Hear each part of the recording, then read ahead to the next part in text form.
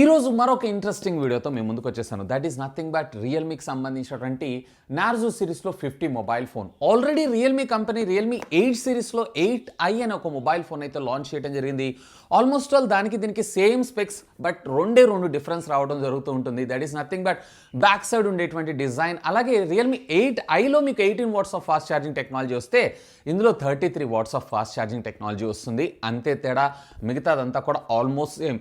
ముఖ్యంగా చెప్పాలన్నట్లయితే ఈ 13-14 వేల రూపాయల బడ్జెట్ యూజర్స్ ఎవరైతే ఉన్నారో, అందులో కూడా గేమింగ్ యూజర్స్ ఎవరైతే ఉన్నారో వాళ్ళని టార్గెట్ చేస్తూ లాంచ్ చేస్తున్నటువంటి మొబైల్ ఫోన్ ఇది.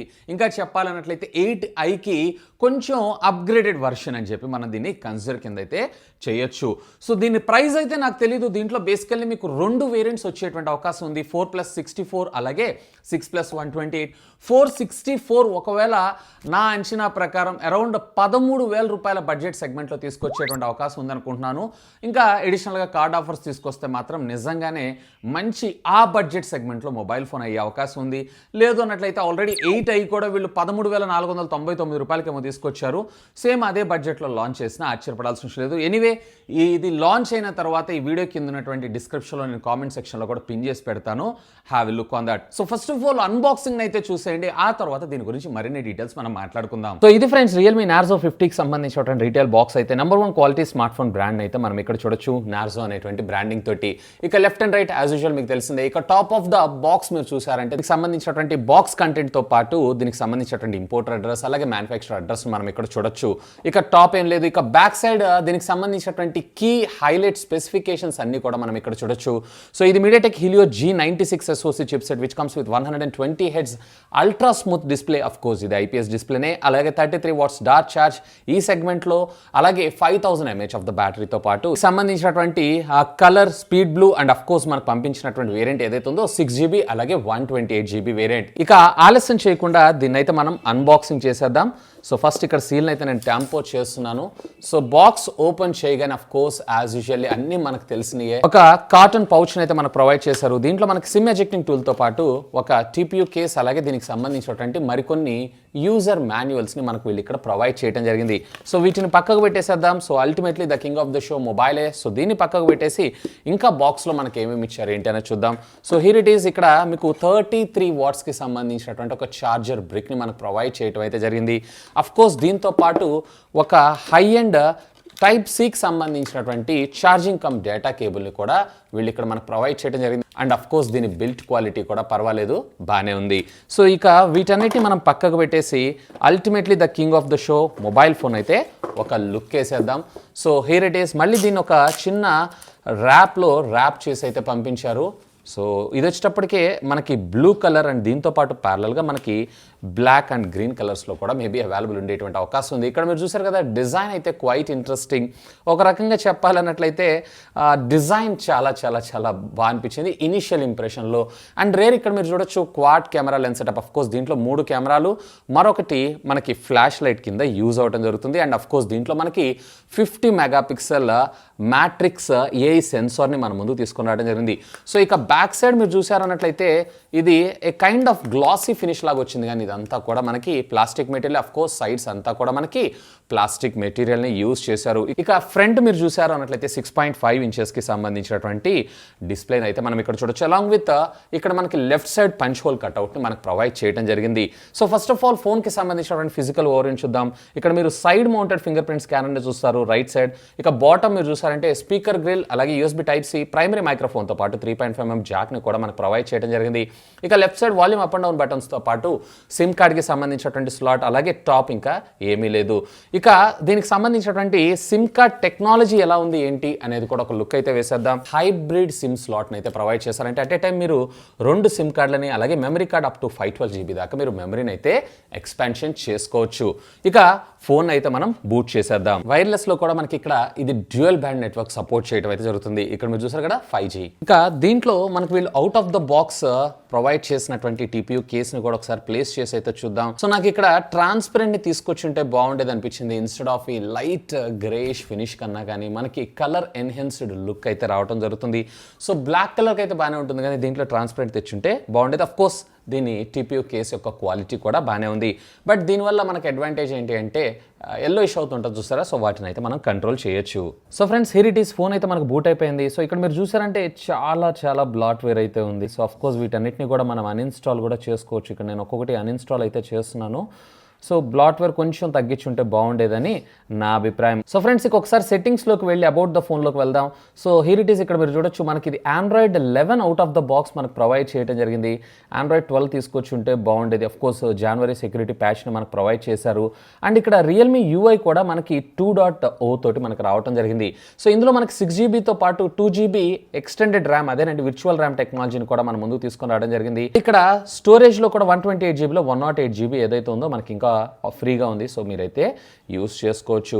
సో ఇక దీంట్లో మనకి డైలర్ ఇన్ఫో విషయానికి వచ్చారంటే మనకి డిఫాల్ట్గా గూగుల్ డైలర్ని ప్రొవైడ్ చేశారు. మెసేజింగ్ యాప్ కూడా బై డిఫాల్ట్గా మనకి గూగుల్ మెసేజింగ్ యాప్ని మనం చూస్తామండి. రికార్డ్ చేసేటప్పుడు అవతల వాళ్ళకి నోటిఫికేషన్ కూడా వెళ్ళడం జరుగుతుంది. ఇక ఇక్కడ దీనిలో వీడియో క్వాలిటీని కూడా మీరు ఇక్కడ అబ్జర్వ్ చేయొచ్చు. ఇందులో 1080p, అది కూడా 60 FPS దాకా మనకి వీడియో సపోర్ట్ చేయడం జరుగుతుంది. Of course pins to Zoom కూడా. అండ్ వీడియోతో పాటు ఆడియో క్వాలిటీ కూడా ఒకసారి చెక్ చేయండి. నేనైతే ఫుల్ వాల్యూమ్ పెట్టాను. సో వీడియోని అయితే ప్లే చేస్తున్నాను.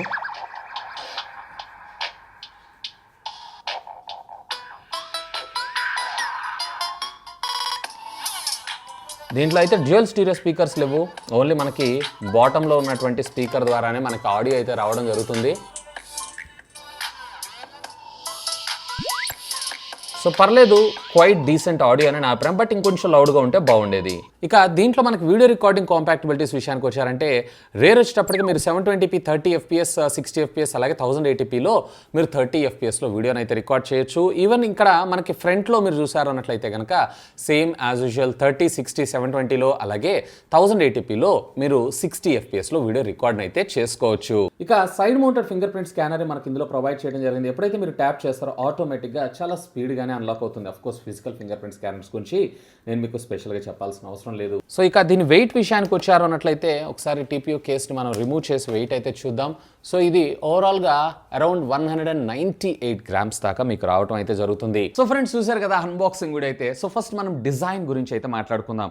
సో కంపేర్ టు ప్రీవియస్ దానికన్నా కానీ ప్రీవియస్ దానిలో మనకి ప్లేన్ ఉంటుంది, గ్లాసీ ఫినిష్. ఇందులో కూడా మనకి గ్లాసీ ఫినిష్ ఉంటుంది. గ్లాసీ కూడా కాదు, గ్లాస్ అండ్ మ్యాట్ రెండింటి యొక్క హైబ్రిడ్ డిజైన్ అని మనం చెప్పుకోవచ్చు. అండ్ ఇక్కడ ఉండేటువంటి ప్యాటర్న్ ఏదైతే ఉందో రేస్ కార్స్ని ఇన్స్పైర్ అవుతూ దీన్ని మన ముందు తీసుకొని రావడం జరిగిందంట. అండ్ బేసికల్లీ దీంట్లో మీకు 2 కలర్స్ ఉండటం జరుగుతుంది. ఒకటి వచ్చేటప్పటికే స్పీడ్ బ్లూ, మరొకటి వచ్చేటప్పటికే speed black.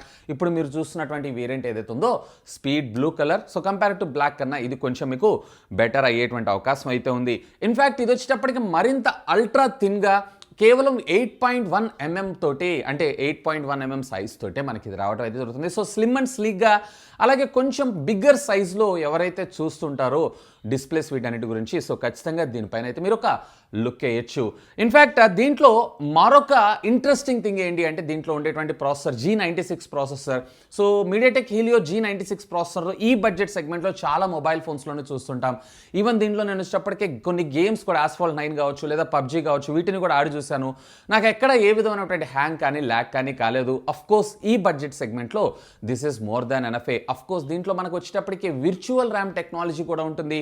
Up to 2GB నుంచి 3 అలాగే 5GB దాకా మీరు విర్చువల్ ర్యామ్ మెమరీని కూడా ఎక్స్పాన్షన్ అయితే చేసుకోవచ్చు. దీంట్లో మరొక ఇంట్రెస్టింగ్ పార్ట్ విషయానికి వచ్చారు అన్నట్లయితే దీంట్లో మనకి 33 watts ఆఫ్ ఫాస్ట్ ఛార్జింగ్ టెక్నాలజీని ప్రొవైడ్ చేశారు. Where previous generation of mobile ఫోన్లో ఇది మిస్ అయ్యారు.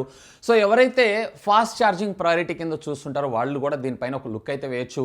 అండ్ ఇది 0 to 100% ఛార్జ్ అవ్వడానికి ఇది అప్రాక్సిమేట్లీ 70 minutes ఆఫ్ టైం అయితే తీసుకుంటుంది, which is cool. So fast charging technology కూడా ఈ బడ్జెట్ సెగ్మెంట్లో ఇంప్లీట్ చేయడం ఇది ఒక మంచి విషయం అని మనం చెప్పుకోవచ్చు.